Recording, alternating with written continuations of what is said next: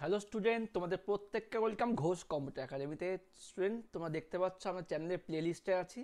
প্রত্যেককে অবশ্যই বলবো তোমরা প্রত্যেকের চ্যানেলের প্লে লিস্টে ফলো করবে, ভিজিট করবে।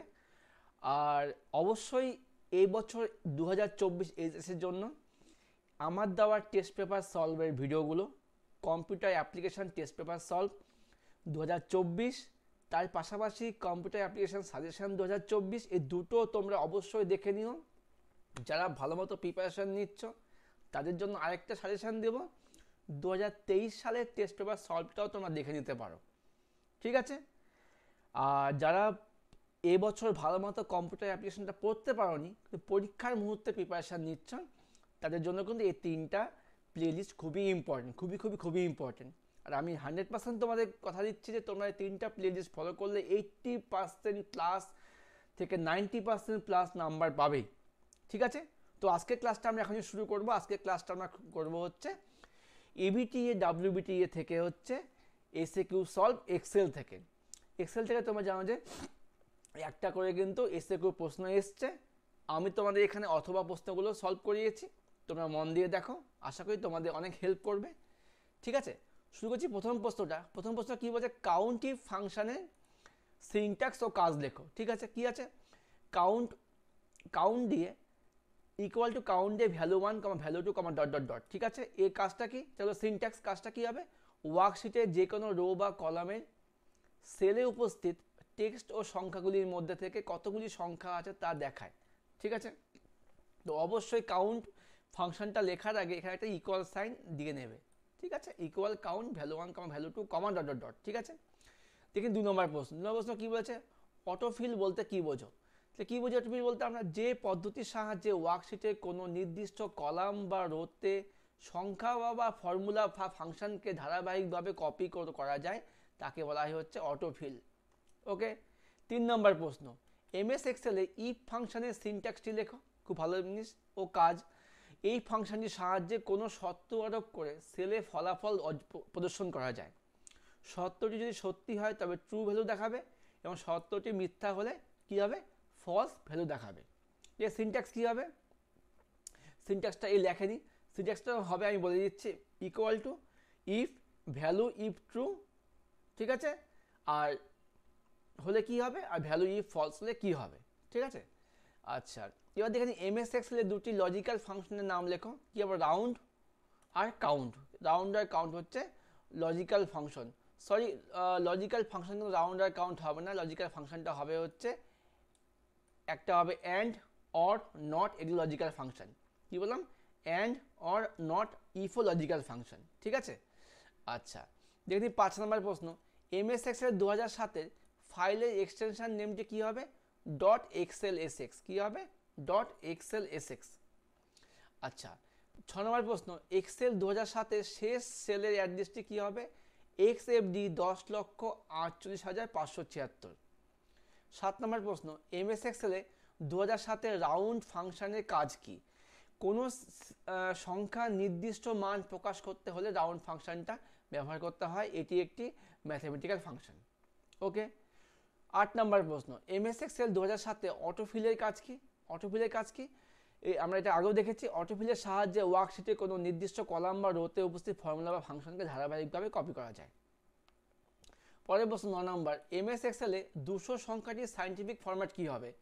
2.00E প্লাস 02, এটা হলো 200 এর সাইন্টিফিক ফরম্যাট। 10 নম্বর প্রশ্ন, ওয়ার্কশিটে কোনো সেলে লেখা টেক্সট এবং নাম্বারের অ্যালাইনমেন্ট কী হবে? টেক্সট সবসময় হয় লেফট অ্যালাইনমেন্ট আর নাম্বার হয় রাইট অ্যালাইনমেন্ট। ওকে। 11 নম্বর প্রশ্ন, এমএস এক্সেলে নাও ফাংশনের কাজ কি? নাও ফাংশনের সাহায্যে সেলে বর্তমান তারিখ ও সময় দেখা যায়। 12 নম্বর প্রশ্ন, এমএস এক্সেল 2007-এ গোলসিকের কাজ লেখো। গোলসিক দিয়ে কী কাজ করা হয়? এক্সেলে কোনো ফর্মুলায় নির্দিষ্ট মান জানা থাকলে একটি ইনপুট ডেটা কোন মানের জন্য সে নির্দিষ্ট মান কত হবে তা নির্ণয় করতে গোলসিক ব্যবহার করা হয়। নাম্বার 13 প্রশ্ন, এমএস এক্সেলে A1 থেকে A10 সেল পর্যন্ত মানগুলির যোগফলের ফর্মুলা লেখো। যদি ফর্মুলা বলে আমরা এটা এইভাবে লিখবো, ইকুয়াল টু A1 যোগ A2 যোগ A3 থেকে একবারে A10 অবধি, এটা হলো ফর্মুলা। আর যদি এই প্রশ্নটাই ফাংশন দিয়ে আসতো তাহলে আমরা কী করতাম, তাহলে লেখা যেত, যদি ফাংশন বলতো তবে কী হতো, ইকুয়াল টু সাম দিতাম A1 is to A10, ঠিক আছে? দুটোই দিয়ে দেওয়া আছে। আচ্ছা, সেল পয়েন্টার কাকে বলে? খুব ভালো জিনিস। কোনো নির্দিষ্ট সেলের উপর মাউস পয়েন্টার দ্বারা ক্লিক করলে যখন সেই সেলটি সিলেক্ট হয় তখন সেটাকে বলা হয় সেল পয়েন্টার বা অ্যাক্টিভ সেল। ওকে। নাম্বার 15, ডেটা ফিল্টারিং কাকে বলে? কি আছে, এক্সেলের বিপুল পরিমাণ তথ্য ভাণ্ডার থেকে কোনো নির্দিষ্ট শর্ত সাপেক্ষে প্রয়োজনীয় ডেটা বা ইনফরমেশন খুঁজে বের করাকে বলা হয় ডেটা ফিল্টারিং। ওকে। আচ্ছা, এবার দেখে নিই আমরা ডাব্লিউবি থেকে কী কী প্রশ্ন এসছে। আমাদের কিন্তু এবিটি থেকে প্রশ্নগুলো হয়ে গেল, ঠিক আছে। ডাব্লিউবি থেকে প্রশ্ন এসেছে কি, এমএস এক্সেলে লোয়ার ফাংশনটির সিনট্যাক্স লেখো, লোয়ার ফাংশনটির সিনট্যাক্স লেখো। তো কী হবে, লোয়ার ফাংশনের সাহায্যে কোনো সেলে উপস্থিত বড় হরফের অক্ষরকে ছোটো হরফের অক্ষরে পরিণত করা যায়। এর সিনট্যাক্স কি হবে, ইকুয়াল টু লোয়ার লিখবে LOWER, লোয়ার লিখে ব্র্যাকেটের মধ্যে লিখে দিবে কি টেক্সট, কী লিখবে TXT, টেক্সট, ঠিক আছে। কি হলো, ইকুয়াল টু লোয়ার ব্র্যাকেটের মধ্যে হবে টেক্সট, এটা হচ্ছে সিনট্যাক্স। আচ্ছা, 2 নম্বর প্রশ্ন, এক্সেলে 10, 20 এবং 30 এই তিনটি মানের গড় নির্ণয় করার সিনট্যাক্স লেখো। তাহলে কী হবে, ইকুয়াল টু এভারেজ, গড় মানে এভারেজ দিয়ে হয়, এভারেজ দিয়ে 10, 20, 30। ওকে। 3 নম্বর প্রশ্ন ডাব্লিউবিটি থেকে, এমএস এক্সেলে প্রথম সেলে ফিরতে কোন দুটি শর্টকাট কি প্রেস করতে হয়? কন্ট্রোল চিপে হোম, কন্ট্রোল আর হোম চিপলে কিন্তু আমরা প্রথম সেলে ফিরতে পারবো। ওকে। 4 নম্বর প্রশ্ন, এমএস এক্সেলে 2007-এ চার্টের দুটি চার্টের নাম লেখো। দুটো চার্টের নাম কি হবে, column chart, line chart, pie chart, bar chart ইত্যাদি, এটা চার্টের নাম। পরের প্রশ্ন দেখে নিই আমরা কি বলেছে, এমএস এক্সেলে 25তম রো এবং 30তম কলামের সেল অ্যাড্রেসটি কত হবে? 25তম রো মানে আর 25 হবে, আর কি 30তম কলাম হচ্ছে AD 25। এবার দেখে নিই এমএস এক্সেলে অটো সামের কাজ কি? এই অপশনটির সাহায্যে একই কলাম বা রোতে উপস্থিত সংখ্যাগুলির মধ্যে থেকে স্বয়ংক্রিয়ভাবে যোগফল নির্ণয় করা হয়, তাহলে অটো সামের কাজ। এবার দেখেন আমাদের ডাব্লিউবিটিও হয়ে গেল। এবার দেখব ডাব্লিউবিএইচ থেকে কী কী প্রশ্ন এসছে। বেশিরভাগই আমাদের কমন পড়ে যাচ্ছে, ওগুলো আমরা রিপিট করছি না। দেখে নাও এখান থেকে, এমএস এক্সেল 2007-এ ম্যাক্রো কমান্ড গ্রুপটি কোন রিবনে দেখা যায়? দেখা যায় ভিউ রিবনে, ঠিক আছে। আচ্ছা, তারপর দেখে নিই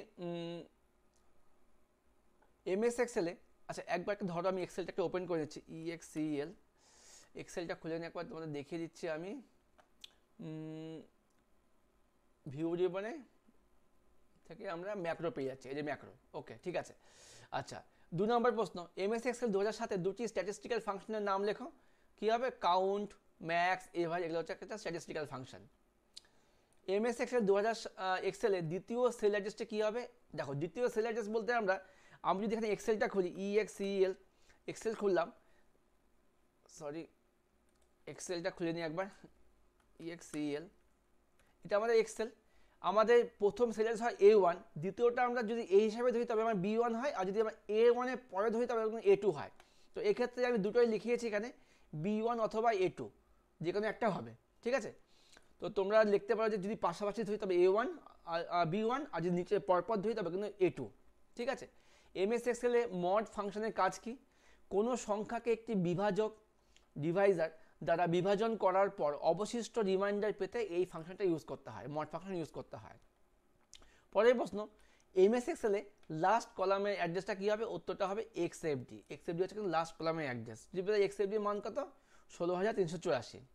এবার দেখুন বিবিকুণ্ডু থেকে বেশিরভাগ কোশ্চেন আমরা সলভ করে নিয়েছি আগে, আর এখান থেকে এমন কিছু প্রশ্ন এসেছে সেগুলো আমি ওদেরকে লেখাইনি, কারণ সেগুলো দরকার নেই, সেই প্রশ্নগুলো তোমাদের না আসার চান্সই বেশি। তো একটা প্রশ্ন আমি লিখিয়েছি এখান থেকে, যেটা পাওয়া গেছে, এমএস এক্সেলে কনক্যাটিনেট ফাংশনের একটি কাজ লেখো। কনক্যাটিনেট ফাংশন সাথে কী করা হয়? বিভিন্ন সেলে উপস্থিত টেক্সট স্ট্রিংগুলোকে একটা সিঙ্গেল টেক্সট স্ট্রিংয়ে রূপান্তর করা হয়। দেখো কী লিখেছি, এই ফাংশনটির সাহায্যে একাধিক সেলে উপস্থিত বিভিন্ন টেক্সট স্ট্রিংকে একটি টেক্সট স্ট্রিংয়ে রূপান্তর করা হয়, ঠিক আছে। আরেকটা প্রশ্ন ছিল এখানে, এমএস এক্সেলে কীভাবে ড্রপ ডাউন লিস্ট তৈরি করবে, এই ধরনের প্রশ্ন তোমাদের আসবে না, তো আমি এটাকে সলভ করাইনি। যাই হোক, যেটুকু তোমাদের সলভ করেছি এটুকু তোমরা মন দিয়ে পড়ো। তো পরবর্তী ক্লাসে আমরা এক্সেল থেকে বড় প্রশ্নগুলো সলভ নিয়ে আসছি, সেটা সলভ চলছে। আশা করি বৃহস্পতিবারের মধ্যে তোমাদের আমি বড় প্রশ্নগুলো সলভ দিয়ে দিতে পারবো। তো স্টুডেন্ট, ভিডিওগুলো কেমন লাগছে অবশ্যই জানিও, কমেন্ট করো, লাইক করো, যারা নতুন অবশ্যই চ্যানেলটাকে সাবস্ক্রাইব করে দিও। আরেকটা রিকোয়েস্ট প্রত্যেকের কাছে, অনেকেই জানে না চ্যানেলটা সম্বন্ধে এখনও অবধি, তো তোমরা যদি পারো তো নতুন নতুন বন্ধুদের কাছে চ্যানেলটাকে শেয়ার করে দিও। যারা ক্লাস 11-এ পড়ছে তাদের কাছেও চ্যানেলটাকে নিয়ে যেও, তাতে অনেক উপকার হবে। সেক্ষেত্রে আমারই উপকার বেশি হবে, তোমরাও হয়তো তাদেরকে এই ভালো লাগার মানে সহযোগী করে তুলতে পারবে। ঠিক আছে, তো বেস্ট অফ লাক, মন দিয়ে পড়াশোনা করো, সামনে